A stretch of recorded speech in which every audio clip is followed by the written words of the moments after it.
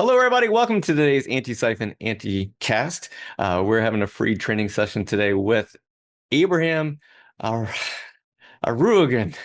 Nope. Darn it.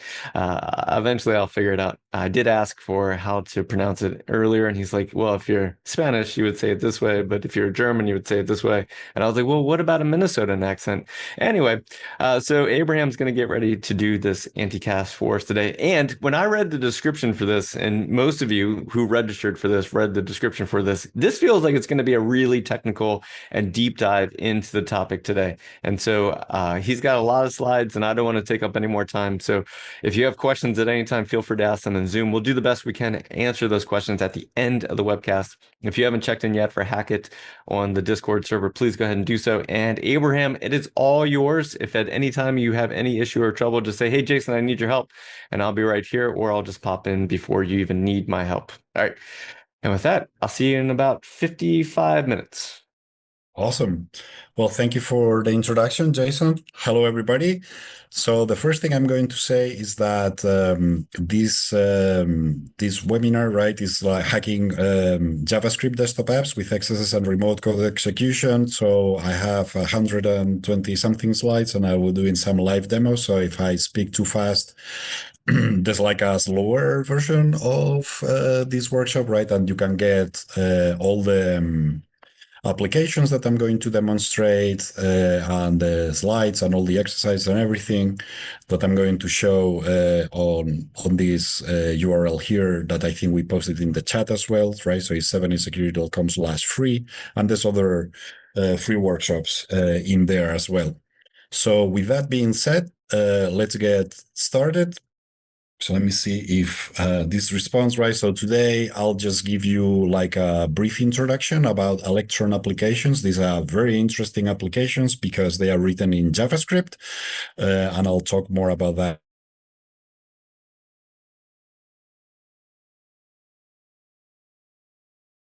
Potential like web attacks such as XSS that can be leveraged in a desktop environment, right? So this enables a lot of like interesting attack vectors, and I'll be covering some of them today, right? And I'll first start with some of the basics. So if you have no idea about how to audit an Electron application, you can still like find something. And then I'll talk a little bit about XSS in the context of a desktop application, how to turn XSS into remote code execution, attacking preload scripts, and then we will also see an interesting example from remote code execution using IPCs, right? And I'll explain what this is in a second, right? So I'm Abraham Aranguren. I'm the CEO of 7insecurity. We do pen tests and security training.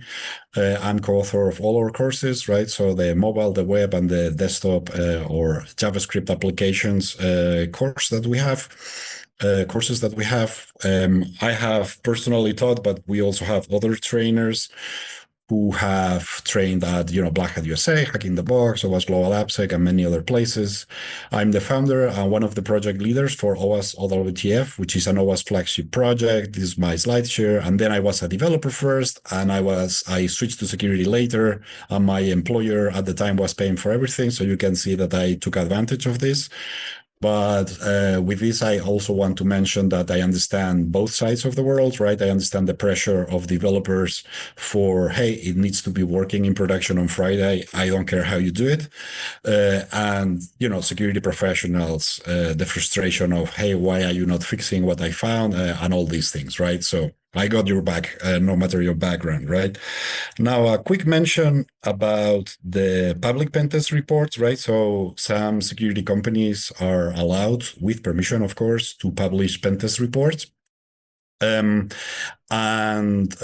we are one of them, right? So this is a very free, it's completely free, right? Like you can just go to any of these websites, or in our case, 7insecurity.com publications, and you can just download like any of these reports, and you can see like cool vulnerabilities about the kind of stuff that is being found in popular like open source projects, right? We audited the Tor project twice, Amnesia VPN 3 times. The third one has just been released. Free browser and WeNet will be coming soon, DComs as well, and Thunderbird Send is just about to be published. Maybe like in the next couple of weeks, it might be public, right? This is just the they were fixing some stuff and so on. And then there's a bunch of other stuff we've done, right? Like logback, you might recall the log4shell vulnerability, right? So we added that. A couple of Linux Foundation projects like OpenTelemetry, Linux Chaos, and others. Then there was also Coverdrop. Coverdrop is by the Guardian newspaper in the UK. And we audited the mobile, the servers, AWS, Kubernetes. We also did a threat model supply chain and so on, right? So just a quick mention, like you can just click on any of these reports. So you don't even need to register. You just click and see the PDF. And there's always cool stuff to learn. And many of the pentest reports here contain vulnerabilities about mobile applications that we will be talking about on Friday, right? So I'll just, the Leave Home Safe also has, this was a really bad COVID-19 contact tracing application that people were forced to use in Hong Kong. It was so bad that I gave a talk about it. And this report is also public, and I'll be showing some of the vulnerabilities that we found on this on Friday. And a couple of other ones are Smart Sheriff, which was an application mandated in South Korea to protect the children. It was also so bad that we gave a talk about it. And then there's some like Chinese police apps that were like pen tested in the past, right? So some of the vulnerabilities in this stuff we will be talking about on Friday, but you can go, to these like YouTube links as well as the links in the pen test reports and see some interesting mobile stuff, right? So, okay. So with that being said, the course behind this workshop that I'm giving today, and as an extension, this presentation itself is not a result of my work only. I have to give credit where credit's due, right? So these three guys, they really help answer a lot of my tough questions and so on. And thanks to this is, in part, I have to thank them because they are somewhat responsible for what you're going to see today. So this is about, what we do for the course and stuff. I can like skip this, but basically we give lifetime access to all course materials and people get all future updates for free and so on, right? So now I'm going to describe a little bit of what we cover like in the full course for this, but I'll be talking about vulnerabilities in Electron applications as I do that, right? So it's a little bit more interesting, right? So in the introduction to Electron, right, when you install an Electron application, it could be Linux, it could be Mac, it could be Windows, right? So depending on what it is, you will need to do some reverse engineering, extract the relevant like binary, and then you can start looking at the JavaScript, right? They could use obfuscation or not. And then you look at the package.json, the web preferences and stuff like that, right? And we will touch a little bit on these topics today about what to look for in this. And then if you are like completely new to auditing Electron applications, a very interesting tool that will give you ideas is electronegativity that I will be demonstrating today, right? Because this tool will find common security problems. Now, of course, it's not going to do the pen test for you, but I'm a believer in automation as raising the starting point for the pen tester, in that it will do all the dumb stuff, and then you can start from there as opposed that from zero, right? Like looking for scratch and start grabbing random stuff and so on. If you start from the output of the tools, then you might already have some cool ideas, and then you might be able to focus your time more efficiently, right? Today, we will also see XSS and remote code execution and why node integration is dangerous in Electron applications, but I'll be talking about this in a second. Today, we will also be attacking preload scripts, and I'll also be talking a little bit about getting remote code execution through clicks on user-sent links. So this topic will also be covered today, and then there's like more stuff in the course, of course. Then desktop applications tend to be way less secure than mobile applications. Normally, the separation is not as strict as in mobile devices, and developers normally are not like super aware of this. So another thing you can do is look for local leaks in SQLite databases. Normally, like encryption is like rarely used and stuff like that, right? Then, of course, every application is normally going to be connected to the internet. So you should try to see what traffic is going on between the application and the server, because, when you're looking at the traffic, like if you hack the application, that's really cool. But if you hack the server, then you might get all the users, right? So API level vulnerabilities could be like much greater impact, right? So there's like a lot about that. Then repackaging is an interesting technique that we cover both in our mobile and in our hacking JavaScript desktop apps course, because it allows you to change the application at rest, right? Or you could also like do it dynamically, right? But in the case of Electron applications, since they are written in JavaScript, and especially if there's no obfuscation, this is a very interesting technique because you can add debugging, right? You can enable the dev tools, and then you can investigate the application better. You can change the text, change the HTML, and basically make your life easier to investigate what the app is really doing. So repackaging is also like an interesting technique. And then instrumentation would be modifying the application at runtime, right? So we also have a lot about that. And then there's another part of the course, which is like more advanced, looking at more like advanced vectors about this.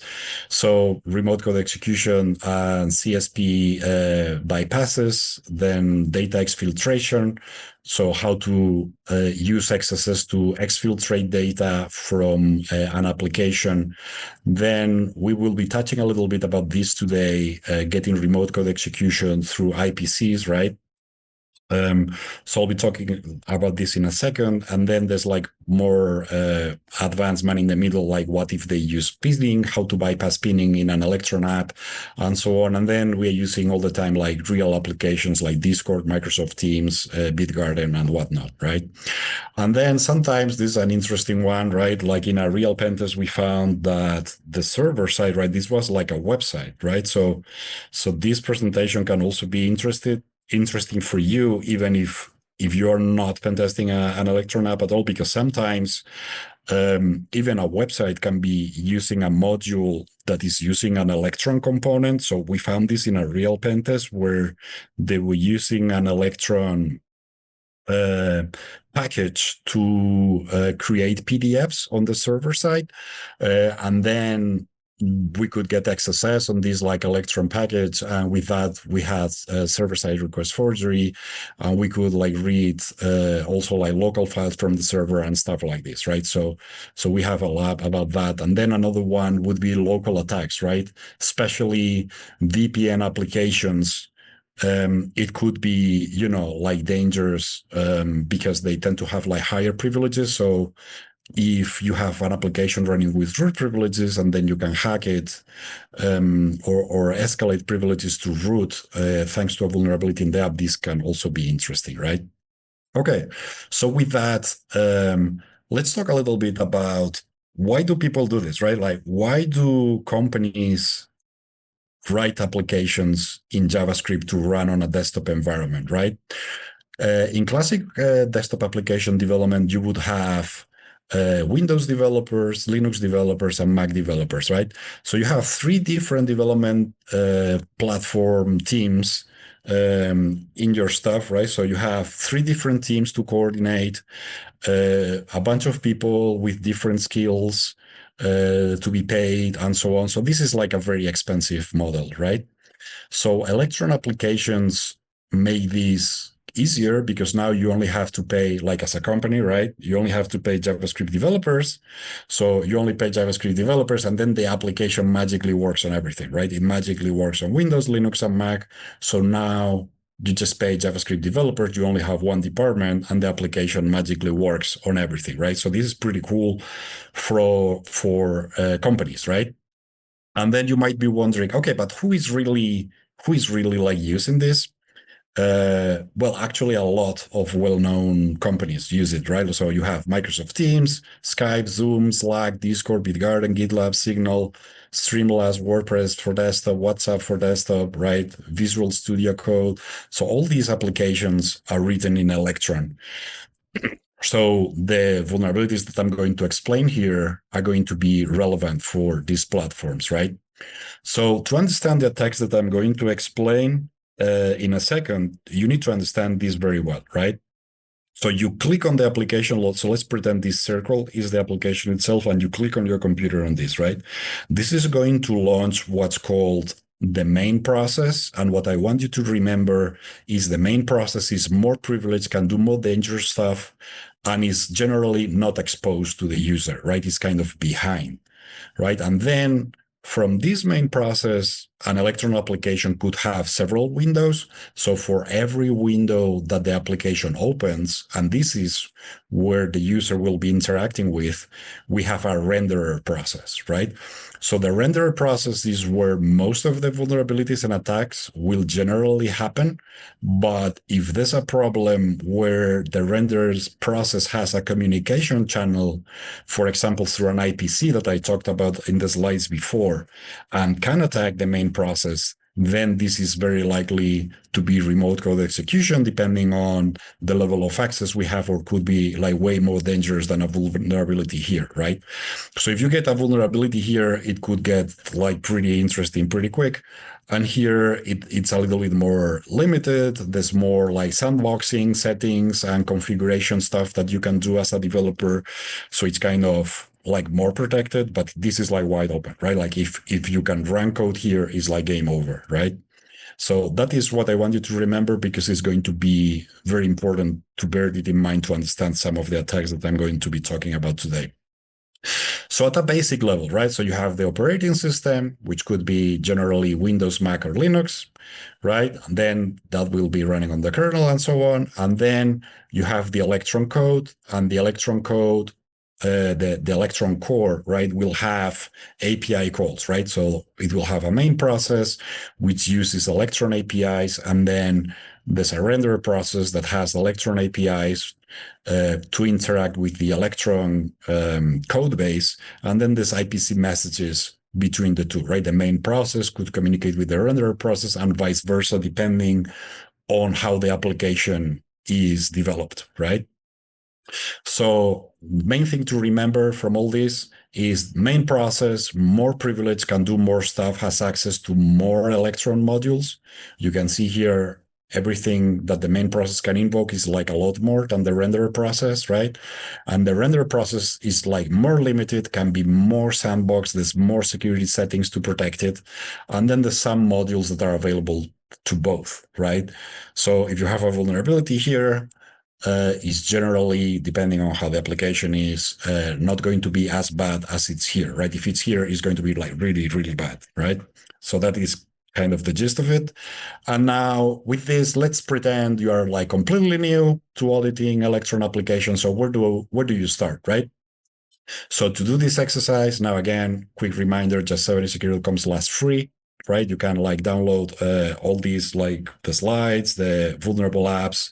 Here you can just click from the slides as you're logged in, and everything will download just fine. And then basically we are going to download like a very old vulnerable Electron app and try to find two vulnerabilities on it, right? So a very quick way to do this is to find vulnerabilities in dependencies, right?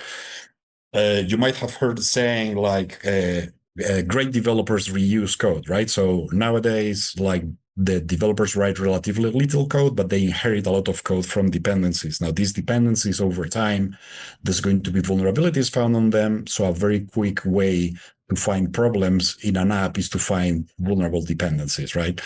So you can do this with npm audit, right? So this is like a command. So you can like download the app and then you run npm audit. And then if you see an error message like this, you just do npm I package log only, and it will generate the JSON, the package, the JSON.log, and that's fine. And basically when you run npm audit again, it'll give you a report, right? So you already have some findings to work with from this, and then you should, of course, try to see if any of this is actually exploitable, but at least you have something without having any idea about how to audit Electron apps, right? Then another thing that you can do, and for this you can download this vulnerable one app that I will be demonstrating now in a demo in a second. The first thing to look at on an Electron app is try to find the package.json, right? So the package.json should have one component called main, and this is going to be the main entry point to the application. It's going to be, it could be called main.js or it could be called whatever.js, but generally package.json will have a thing called main inside, right? So this is like where you should start reading what the application is doing. And then in this case, in main.js, we have these settings, which are really bad for security, right? So now I told you before, you click on the app, main process, and then for every window, there's a renderer process, right? So this is the renderer process, is that new browser window, right? So this is like a new renderer process that the user is going to be interacting with, right? It's a new window from the application. And here we have the web preferences, right? So web preferences, we have the preload script that is like loading some JavaScript to initialize this renderer. And then we have two settings that are very important in Electron security. One is node integration, which is set to true, which is bad. And context isolation, which is set to false, which is also bad, right? So why are these settings bad, right? So node integration is enabled, which is bad. And this is bad because it gives the DOM access to Node.js APIs, meaning that an XSS vulnerability will be able to invoke Node.js functionality and therefore result in remote code execution, right? So basically, node integration set to true makes any XSS remote code execution, right? To keep it short. And then context isolation is also bad because this means that the Electron APIs and the preload script run in the same context. So an XSS vulnerability could allow an attacker to redefine app functionality via prototype tampering, right? And I will be showing and explaining this prototype tampering in a live demo today as well. So does anybody see the vulnerability here? Any guesses? Can anybody see anything suspicious in this code? Anything that smells bad? Anybody with a web security background?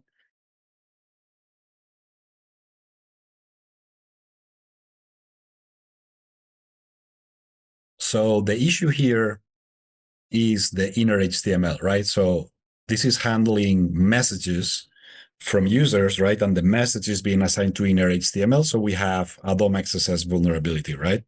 So this is where the problem is. And this is bad, right? So you can see the DOM XSS wiki for more examples of DOM XSS syncs. But this is, a vulnerability that I'll be showing now in a second. And then another thing you can do, like if you have like no idea about where to start when you're auditing like your first Electron application, is you can install this tool that is called electronegativity, right? So you do npm install electronegativity, install it globally, and then you just scan the application with this, and it will try to find security problems in the Electron app. And now, again, this is like not a full pen test or anything, but it will give you hints about lots of potential problems and misconfigurations that are going to then allow you to target your testing one way or another, right? So this is like an example output. You can see here like main.js on lines 7 to 21 has auxiliary click JavaScript check or context isolation is set incorrectly there, and so on, right? So you have all these findings, and then you can click here to learn more about what that finding is and read more about it. And then you can, after researching the application a bit more and playing with it, you can probably find like a way to exploit it depending on how well or poorly it has been written, right? So let's do a demo to demonstrate all these things. So I'm going to show first npm audit, right? So I'm already on a very old application, right? So this has all, of course, already been patched and so on. But you just run npm audit and it gives you like all these findings. It finds all these dependencies, right, that are not patched, right? So you find here like some critical vulnerabilities in underlying dependencies. So this is like a quick way for you to have some finding, right? Then the other thing I talked about was the configuration, right? So the first thing you want to do when you look at an Electron application is to look at the package.json and just search for main, right? So in this case, main is pointing us to main.js. So then you will open main.js. And here you can see like this is the new browser window, right? And this, one of the settings for this is the web preferences, right? So web preferences, in this case, we have node isolation set to true, which is bad because any XSS will be remote code execution, and context isolation set to false, which means that the JavaScript that the developers wrote here can be attacked by any XSS on the actual page being rendered to the user, right? So it basically increases the impact of any XSS to not just attacking the HTML and the stuff that the application is doing, but also potentially changing the application behavior. And I'll be demonstrating this in a second, right? Then I also talked about the renderer, right? So here we have the vulnerability, right? A message is being assigned to inner HTML, and this would be the way to fix it, would be you assign the message to .text content, which is not a DOM XSS sync, so this will no longer be vulnerable to XSS, right? And then this is a demonstration of running electronegativity. So I'm just running electronegativity on this vulnerable app, which reenacts issues found in the real pen tests. And you can see here that we have already like some findings, right? Even if you have like no idea about how to find vulnerabilities in Electron app, just with this alone, you can already, find some problems, right? So, okay. So with that, let me see if I can move this here. So with that, let's continue, and then I'll show you more things, right? So now let's talk a little bit about what XSS means in the context of a desktop application, and then how to turn XSS into remote code execution, right? So for this demonstration, well, these are the instructions to like try this exercise on your own, right? So you can download the vulnerable application from here. Now, again, this is all available after you go to cybersecurity.com/free, right? And then all these will work. And then you just create the directory, cd in there, unzip it, and then you need to first npm install, right? So npm install will take all the packages from npm for this vulnerable application and install the modules that it needs, right? So this is just the source code. You need to do npm install first, right? And then you can npm start, and this will actually launch the application. So when we start the application is when we can start messing with it. And then a very important thing to do when you can is to toggle the developer tools. In many cases, even in production Electron apps, you can do Control-Shift-I or Command-Shift-I in Macs, and this will show you the development tools. And this is very useful when you are trying to investigate an XSS vulnerability, right? So you can try some XSS payloads, and you will see that they don't work initially. But there's like a workaround to this, right? So you first try, for example, now this is like a dummy reenactment of real vulnerabilities found in real pentests, but for demonstration purposes, we're just messaging ourselves, which is like really sad, but it's just for demonstration purposes. So you just send a message to yourself, and you can see that the HTML tags, right? The script alert one is like not shown. And here you can see that we have the HTML, and there's this test meow, and then here there's the script, right? But you don't have the alert. So what's going on here, right? What's going on is that the page has already been rendered. So you need an XSS payload that will force re-rendering, right?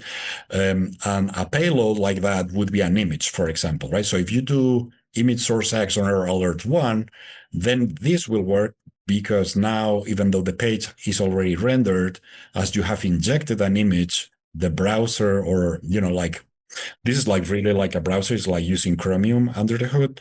And this is basically trying to render the image, and then during the process of trying to render the image, it notices that X doesn't exist, so it will trigger the XSS, and now we have the alert, right? So we have HTML injection plus XSS, of course, and then since we have node integration set to true, we can also invoke Node.js APIs, which I told you you can exploit to get remote code execution, right? So you can do alerts, require child process of exec, sig, calc to string, and so on, right? So you can do this for for any command like genome calculator, ID, ls, you name, whatever, right? Even a reverse shell, whatever you want, right?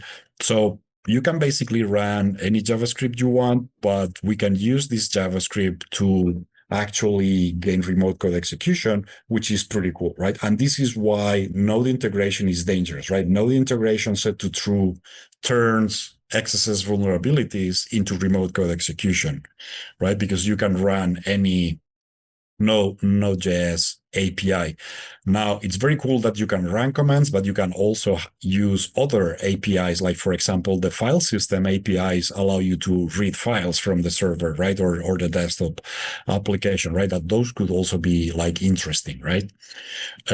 So this would be how it looks, right? So we would send like image on error alert, require child process, and execute like the ID command. And then in the alert, we are going to get the ID command, right? So if you are a developer or you are a good pen tester who wants to provide like good, useful recommendations to your clients, we need to understand a little bit about the mitigation for this, right? So the first mitigation would, of course, be to set node integration to false. And also this, if you find node integration is set to false, you will basically discard this type of attack vector because like it's not going to work, right? But you can test this faking the XSS with the dev tools that I'll show you in a second. And then here would be another example, right? So you send the same payload, right? And here we're trying to execute the ID command. So it's the same payload that worked before, but now we have disabled node integration. So you will see in the dev tools, in the console, you will see uncaught reference error, require is not defined. Why does this happen, right? Because now with node integration set to false, the Node.js APIs are no longer available. So require will not work, right? You cannot use require from JavaScript because this is the API to invoke Node.js APIs. And when you disable node integration, this no longer works, right? So this would be the first line of defense, just turn it off. The second line of defense, in case you forget some XSS somewhere, would be to use the content security policy, right? So even after disabling node integration, if you try this payload like source external alert 1, you will see we still have XSS, right? So you should, of course, fix the XSS, but first we are going to address it through CSP, right? So you could go into the index.html. And again, this is also like a very common technique, not just on Electron applications, but also in mobile applications when they're using like a local file with HTML to render a page to the user, right? It's a way to mitigate XSS type attacks from like static HTML that you have in your application, right? So you will also see mobile applications using this technique, but this technique is also very useful on Electron applications to mitigate this. And this is also a reason why the debug tools are so useful on Electron applications, because like you can then try some content security policy bypasses by seeing what the error messages are and how to get around them, right? So now after setting this content security policy, if you try this again, now we will get this message, right? So we still have an XSS, right? The image is still being tried to be rendered. The file is not found, but the JavaScript no longer executes, right? Because of the content security policy. Now, This is a mitigation that you should use in case you forgot some XSS somewhere, but this is still vulnerable to XSS. Okay, the XSS should be fixed, but we're just leaving it to the end so like you can follow all the steps of the different layers of mitigation, right? So you should view security as an onion, right, with multiple layers, and we add more layers just to have like better protection, right? So content security policies just in case you forgot some XSS somewhere to limit the impact or hopefully make it not exploitable, right? So now this is like the real fix, which will be to fix the XSS. The ideal fix is to avoid XSS sinks. So in this case, instead of inner HTML, you should use text content. And then when you do that, then the HTML is going to be rendered as text. And then if you inspect the contents, you will see like this is all like correctly encoded, right? So this would be the proper way to fix it. But sometimes, you know, you have applications that for whatever business reason, they require some rich text editor or whatever. So they have to allow some HTML. So then what do you do, right? So the second option, which is less ideal, but sometimes necessary in the case of rich text editors and similar, would be, okay, I need to allow some HTML, right? But I need to make sure this HTML is somehow safe. So you should then use a library such as DOM Purify, which this has been like hammered for years. And you should like install this, and then on the package.json, you set it as a dependency, and then you can use DOM Purify to purify the HTML, basically, right? So in this case, this would still be vulnerable, right? So you have the inner HTML, so this would be vulnerable, right? This would be not vulnerable and avoiding the XSS sync, and this allows HTML but no XSS, right? So this is like going to sanitize the message, and an even better way to do this would be like you define your whitelist of allowed HTML tags, right? It also has that option, and then you, for example, only allow italics, bold, and whatnot, and everything else is rejected, right? So this would be like a different like layered approach depending on what the app is doing about how to mitigate this, right? So, okay, so then you would try some payloads and you would see like all the, HTML is sanitized. So when you try this, it will be like no longer exploitable. The JavaScript is being removed, right? So let's do a quick demo about this. So first, I'm going to do npm start to show the vulnerable application. And now what I'm going to try is to show you like these different payloads, right? So now I'm on Linux, so I'm going to try these ones, and I'll just try them all at once so I can show you more cool stuff that is coming in a second. So if I send all the payloads at once, now you will notice when you run this that it takes a little bit of time. I don't know if Genome is like, mining bitcoins or whatnot. I don't know why it takes so long to open the calculator, but you can see like this is the output of the calculator, right? So this is the genome calculator, and then when I close this, now we have the next one, which is empty in this case, and then this would be the output of the ID command, and then this is the output of the uname -a command, right? And this is the output of the ls command, right? So we can see all the files in there, right? So we have basically run all these commands, and the reason why one of the alerts was blank is that the genome calculator, didn't return like any text. It just launched the calculator. But this goes to show you that the impact of an XSS against an Electron app, right? Where you can turn it into that. Okay, so this gives us a little quick overview about why node integration is bad. And now let's talk about attacking preload scripts, right? So for this, you should download the vulnerable2 app. Now again, 70security.com/free. It's all available in there, and you can like download it when you're logged in. Okay. So what we're attacking here instead of the node integration is context isolation set to false, right? So this is the other setting that I told you was bad, and it's bad because the preload script runs in the same JavaScript context as the HTML that the user is interacting with. So this means if you find an XSS here, then this XSS can mess with the coding here, right? So this is like not isolated, right? So you have alert window ABC, and then this will show you 1, 2, 3.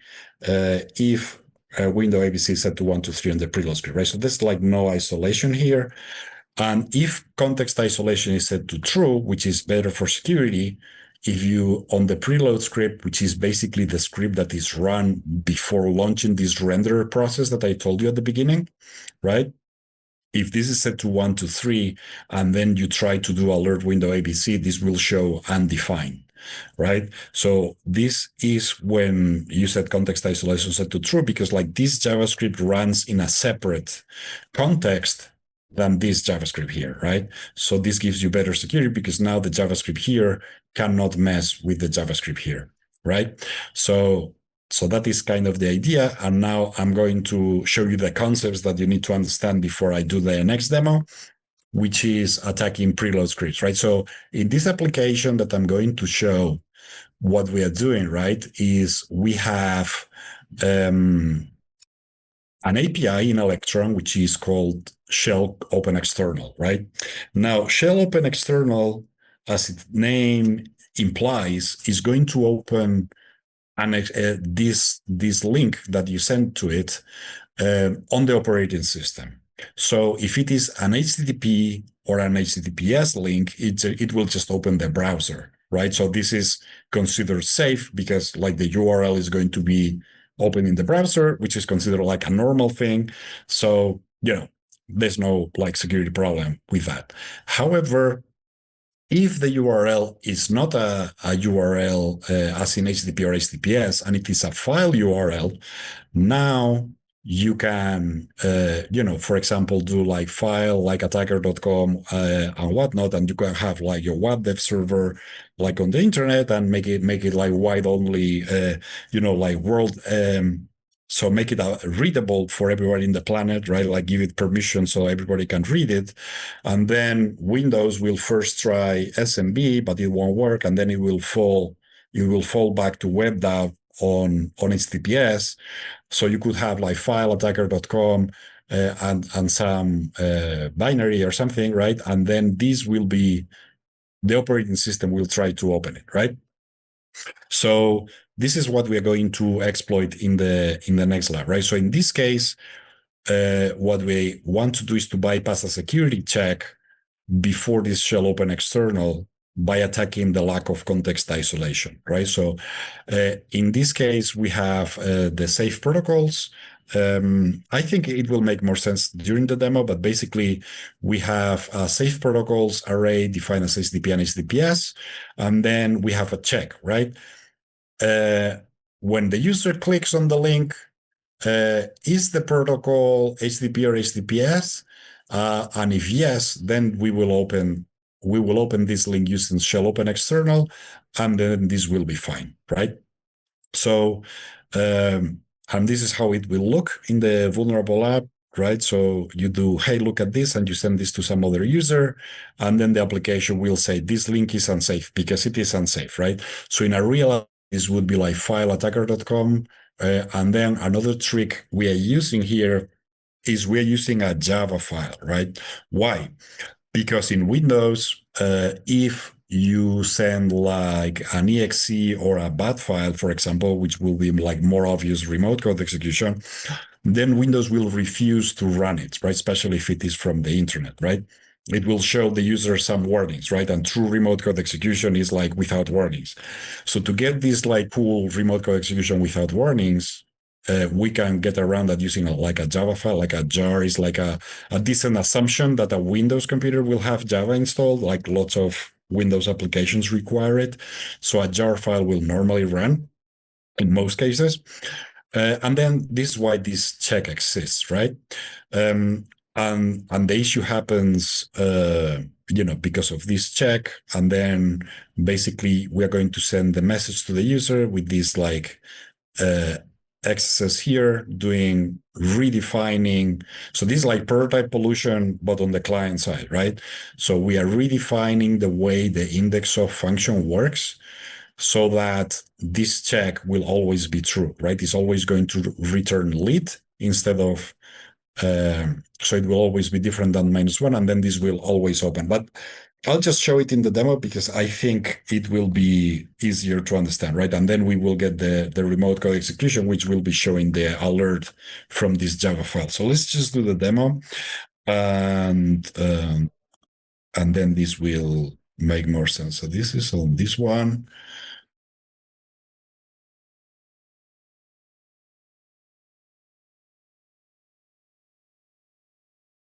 So this will boot now in a second. So what we're attacking now is the lack of context isolation, right? That the ability to modify like JavaScript on the HTML that is exposed to the user, and we're like changing the behavior of some code in the preload script, which runs right before the render process is being launched, right? So let's see, right? So I'm going to do npm start. So this will launch the vulnerable app. So this is the vulnerable app. And now you send some user this message, right? So you do, hey, look at this. You send this message, and then you can see the application saying this link is unsafe. And this is because of this check on the preload script, right? So the preload script is like not directly exposed to the user. The user cannot mess with this directly, but since we have XSS, we will be able to modify how this function works, right? So let's break it down, right? So this is safe protocols. So if I go in here and I click OK, we can use the debug tools to break down what is happening and how this works, right? So you can see safe protocols is HTTP and HTTPS. And then if you do safe protocols index of HTTP, we have 0, which is 0 in the position of the array. If we do HTTPS, we have 1, which is the position in the array, because things in computers like to start with 0, right? So 0 and 1. But now if I put here anything else, right, it's always going to be -1. And this is what is making this to show that it is unsafe, right? So this is what we want to bypass, right? So what we have to do is to do, hey, look at this. And now we redefine the index of function of the preload script to always return lead, right? So now I send this message, and now what is going on, right? So if I do now, for example, HTTPS, right? You can see this is going to be lead, and this is also going to be lead, and this is also going to be lead, and a file URL will also be lead, right? So it's no longer -1. So now when I click on this, now you can see that it's no longer showing this link is unsafe. It's actually showing us that we have full-blown remote code execution on Windows without warnings, right? Like this is like true remote code execution, right? And in a real attack, you could have, like, as I said before, like file, attacker.com, and then you have your jar file in there, and you make it a web dev server that is wide open for everybody to read it, and then, this will work just fine, right? Okay, so I'm just going to close this and go back to the slides, right? So yeah, and now let's see if I have time for a last demo. So for this one, we will be using the vulnerable 3 application. Now, again, you can download all these applications, severinsecure.com/free. And here, what we're attacking is this thing that I told you at the beginning, that first, when you click on the application, there's the main process, which is like more privileged, can do like more stuff, and is generally not locked down, right?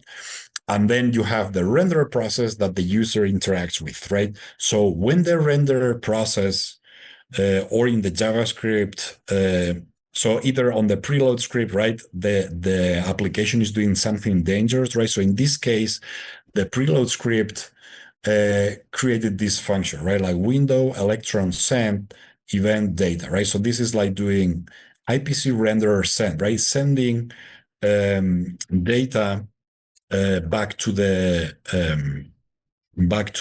main process, right? So With this, we can actually get a reversal using IPCs, right? So why, right? So this is the IPC, right? The IPC is making the renderer process communicate with the main process, right? So now if we have an XSS, we can call this window Electron send, and we are like invoking main process APIs, right? So in this case, the main process has like a get update function, and then we can mess with that, right? So in this case, we are doing Electron send get update from this URL, and then the JavaScript on the application using XSS can invoke functionality from the main process, which is more privileged, and then you can do like more dangerous stuff, right? Now, this is another example. So you have window, Electron open in browser, and it is like doing a shell open external URL, right? So in this case, you could do window Electron open in browser and provide like a file URL with the Java trick that I just showed.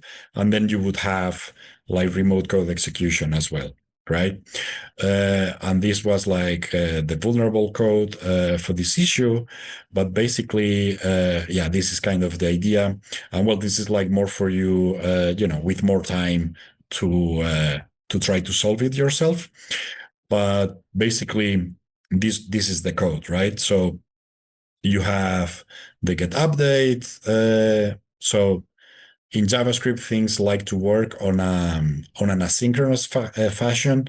So you define functions for when an event happens. So in this case, get update is triggered by an event, right? So then you will have main window web content session on will download, right? So now the will download event is triggered. And then this code here will execute when the will download event happens, right?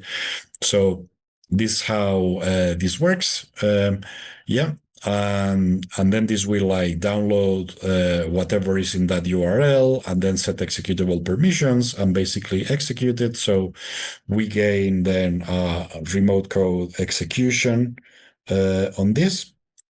And that is kind of the problem, right? So on will download, it will save the file, give it executable permissions and run it, and so on, right?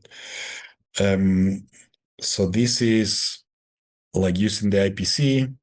Basically, you do Electron send get update and just provide this URL. This will just work.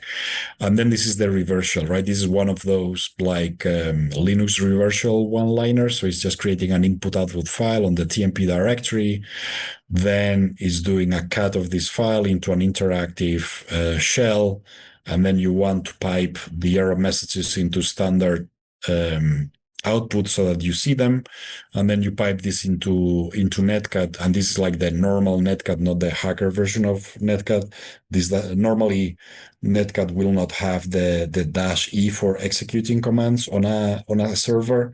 It will be the netcat version without it. So this command will run on a bunch of servers. Yeah, and this is why it works, right? And then on the Linux reverse shell, we should be able to get the shell.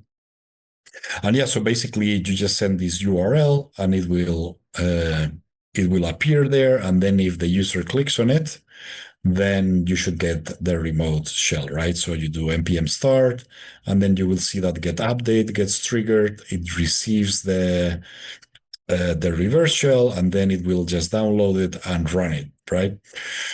And then you can just run like any commands you want, and cat etc password, and so on. I'm not sure if this will work. I'll try. So for this one, I believe we have to run the vulnerable3 app. We need to set the netcat listener. So I'm just going to set the netcat listener here. So let me see if this works. Yeah, so this will be the reverse shell. And this is, the code of this like reverse shell HTML is just doing this. So basically it's just opening this in Electron, and then it will just trigger the get update from the main process, right? So let me see if this works. So basically you send the message, the user clicks on it, And then in here, we should receive the reverse shell. But yeah, I believe, yeah, I missed some step here. But anyway, this is the reason why it would normally work. It would be because of this get update, right? So in the preload script is where the get update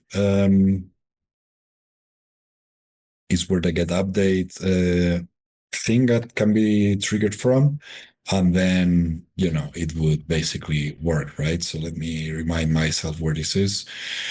Yeah, I think it's main.js, and then this is like checking JSON string file, create window. So we have the reason this works is because context isolation is set to false.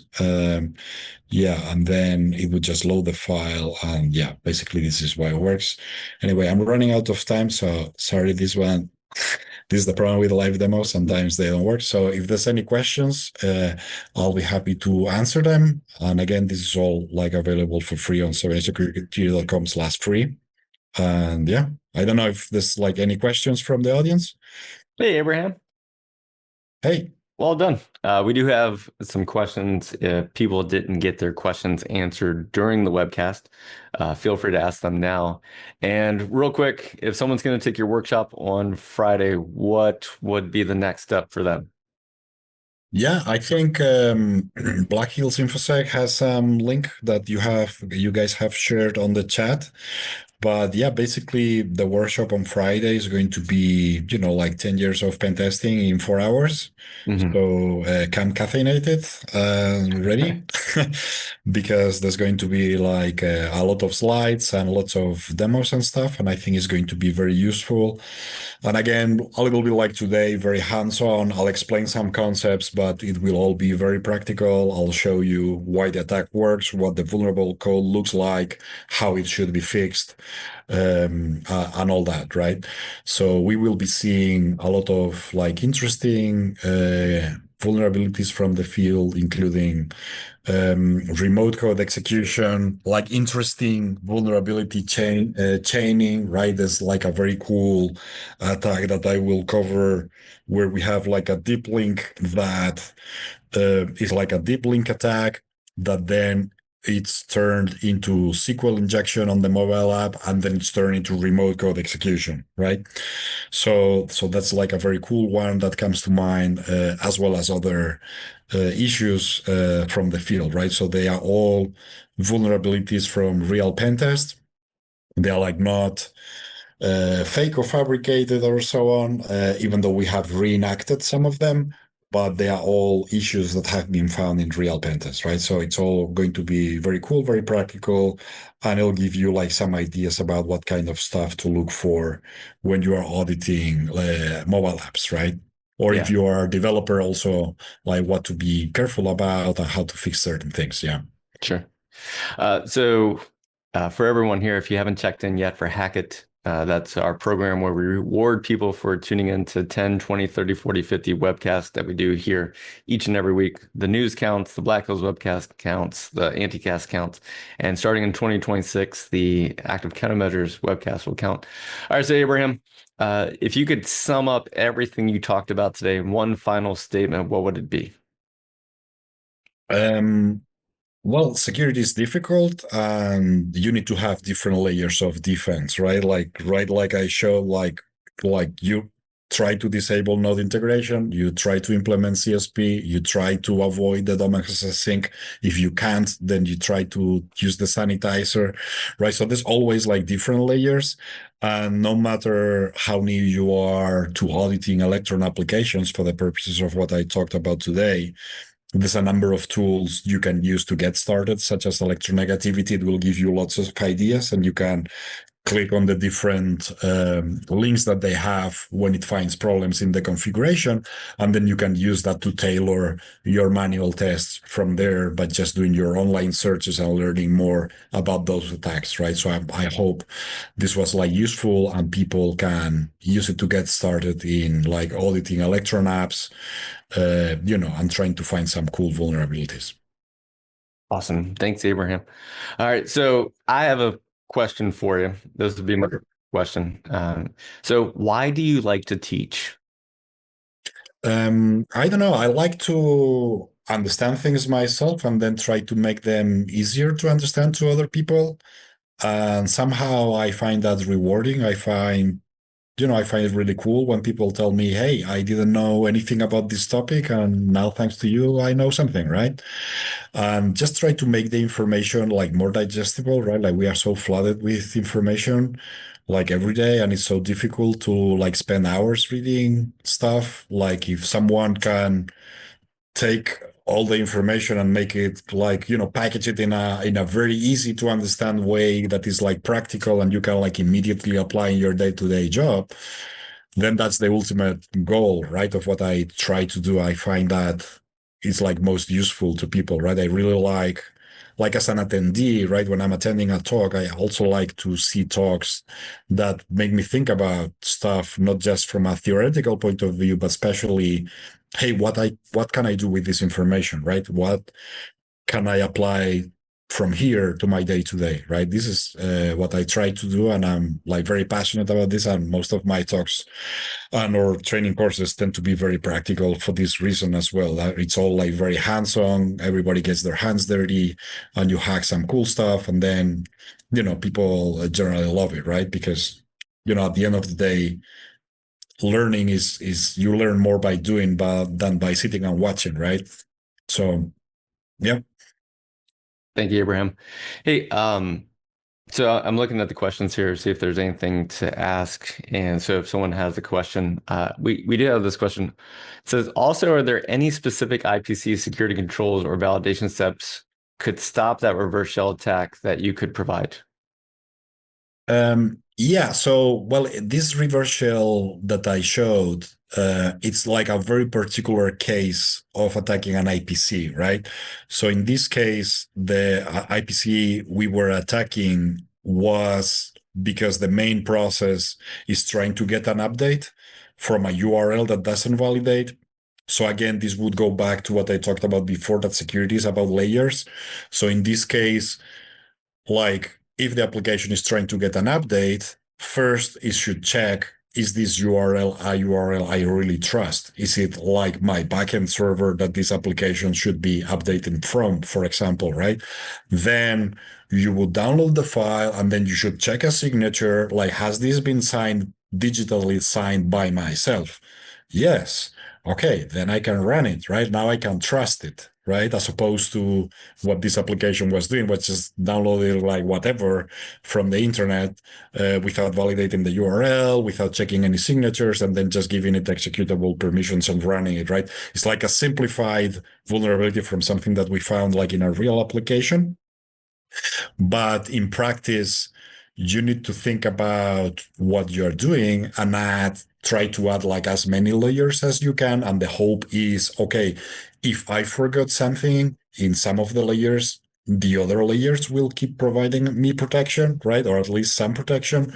So this is, for example, the hope of the content security policy, right? Like, okay, maybe I have an XSS, but this content security policy, hopefully, if I configure it correctly, it will stop it, right? I still have an XSS issue I need to fix, but this CSP is going to make it harder to exploit, right?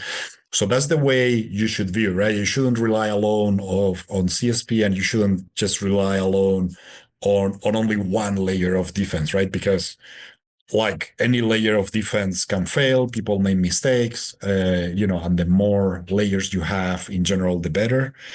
Of course, at the same time, you also don't want to super overcomplicate everything, but trying to balance, right, between keeping it simple and adding different layers of defense would be the way to go.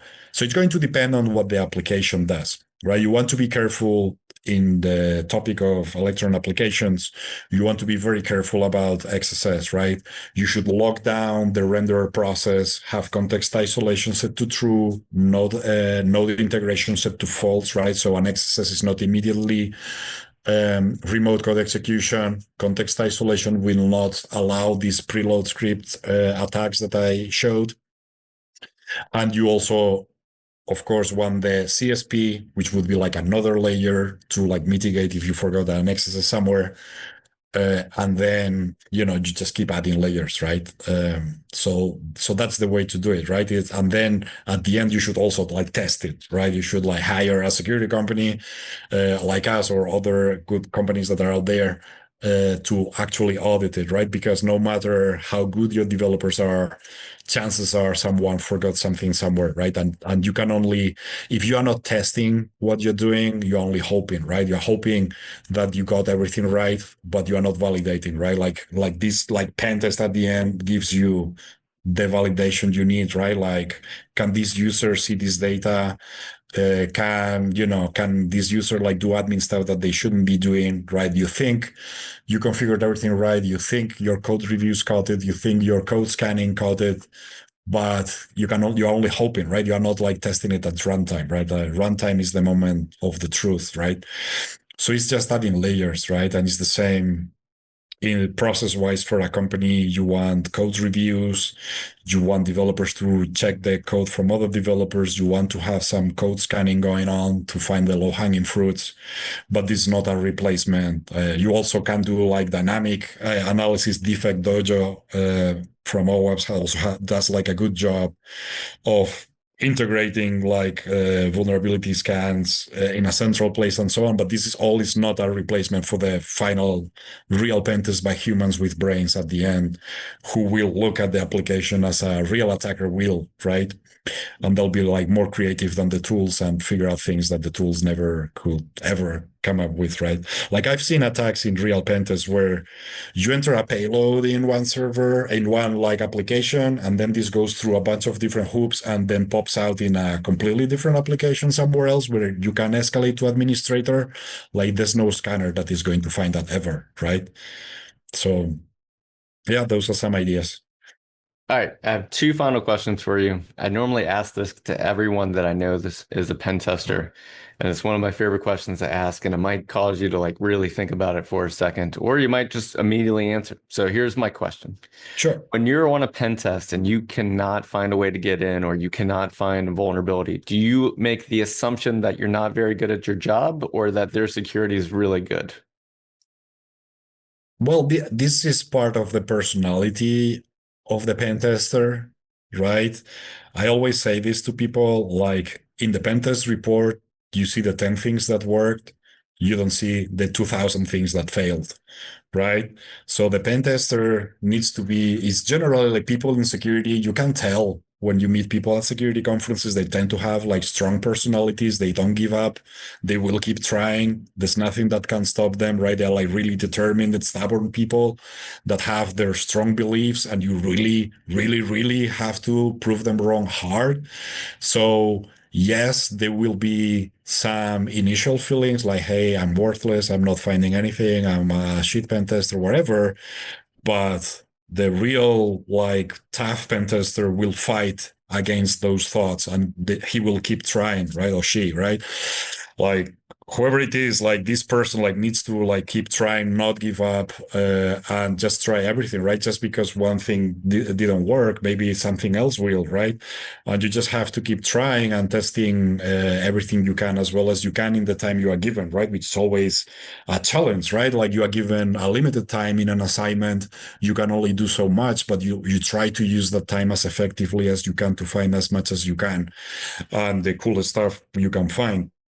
But it's not, I think it's a matter of fighting against those thoughts we all have to give up, right? And then you just have to not give up and keep fighting, right? Not just keep trying, right? And yeah, and eventually I think people like with experience, they tend to be like tougher mentally just because of this, right? Like pen testing requires that type of mentality to not give up, keep trying. And of course, your first attempt at XSS on the first text box likely is not going to work. You just have to keep trying everywhere else, right? Leaving no stone unturned, right? That is the job of security auditors, which is a very frustrating and challenging job that requires really mentally really strong people, right? Or you cannot have someone who at the first sign of difficulty is going to give up. Right? You have to not give up, keep trying, keep fighting, and just get rid of all those thoughts like I'm worthless, whatever. You just keep trying and not give up until the clock runs out, right? Like the Rocky movies, right? You didn't hear the bell, so that kind of thing, right? You just keep fighting until it's over, right? And usually it's funny, right? Like in my experience, this is pretty common. Like in a pen test, normally the coolest finding is normally found at the end, right? When the test team finally has like the full picture about how the whole thing works, and you chain like a few different small things and you turn them into this like awesome epic finding, right? So so this is like the reward, right? After all the suffering, after trying all these things nobody will ever see because they will not make it to the report of all these things that failed, then you have like this beauty in a pentest report, like for the pentester side, of course, the developers might not like it, but that also makes the victory more rewarding, right? When you find some cool stuff, if it costs you some effort, right? As opposed to whatever present someone gave you without any effort, you will not appreciate it as much as when something took like a lot of work, right? So it's kind of the same thing. I don't know. Those are my thoughts on that. Yeah. I think it's just a matter of fighting against all those negativity thoughts that everybody has and just keep fighting. I have one final question for you, and for everyone that joined us today, thank you so much for joining us. And hopefully, if you get a chance to take the workshop on Friday with Abraham, you see what you're getting yourself into. You see who's going to be teaching you. And so, thank you for spending that time with us. So, my final question, Sure. Abraham, is recently, we had this comic book company that we started, and a company wanted to put our comics digitally on their platform. So they wanted to distribute our comics digitally through their platform. And my first question to them is, are you willing to have 2,000 free pen tests? Right? Because if we're going to send the cybersecurity community to their website to get these comics, there's a possibility that they're about to find all kinds of vulnerabilities in this website that you built. So, Abraham, how is it knowing what you know, going to a website? Do you ever have that feeling of like, let me just look real quick? Or do you have to just like bury those feelings deep down because it's not a pen test that you're on? Yeah, well, I gave a talk on a topic similar to this a while ago. It was called testing, I think it was called testing web, no, silent web app testing without permission, right? So basically, the idea is like you can find security problems as a regular user without really doing anything illegal. Like, for example, you can type that your surname is O single quote Brian, right? Very common Irish surname, and see if there's like any SQL error messages. You can look at security headers. You can look around and very quickly see like if you do like a password reset and they send you your password in an email. There's like a lot of things that you just use in the website and you see like there's a bunch of stuff that is like completely wrong, right? So so yeah, there'll be things like this or website PHP errors or whatever on the front end, right? But I would normally not have the time to to poke around too much.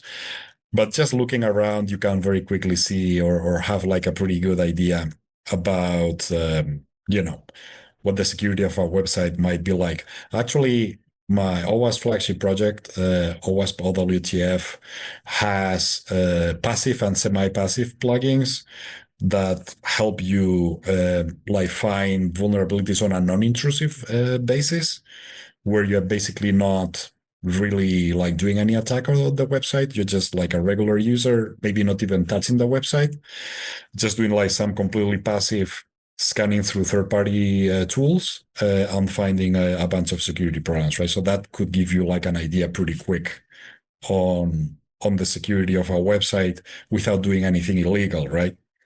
But yeah, of course, it's a fine line, right? Like as soon as you start seeing data from other users and whatnot, then you could try to create two users for yourself and play with between them.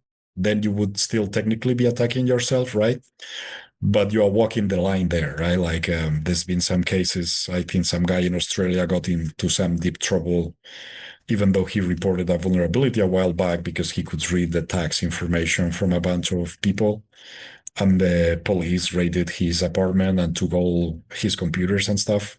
So you don't want to be there. It's better to, if you find a security problem, just report it through the CERT and let them handle all the, disclosure and stuff. But yeah, those are my thoughts on that. Yeah, I appreciate that, Abraham. It reminds me, I have some friends that are physical security experts, and so they go into a room and they just glance around and like, ugh, like they're immediately like, and then Yeah. that, and then that, and then that, and then that. So Yeah. You just look and you see it, right? yeah. Yeah.